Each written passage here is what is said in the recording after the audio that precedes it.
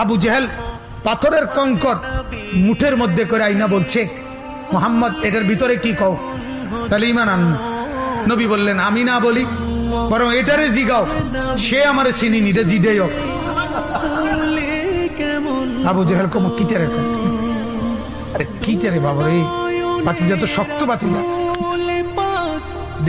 আল্লাহ নবী বলেন, বলো ভেতরে যা আছো বলো, তুমি চিনো কিনা আমাকে। পাথরের কঙ্কর, নাতাকাল হাজার, পাথর নাতাক কথা বলছে, পাথরের কঙ্কর বলে উঠছে, আনতা রাসূলুল্লাহ, আপনি আল্লাহর রাসূল, আমি চিনি আপনাকে, আমি চিনি। এক গ্লাস দুধ 120 জন সাহাবী পান করছে, এটা নবীর মুজিজা না?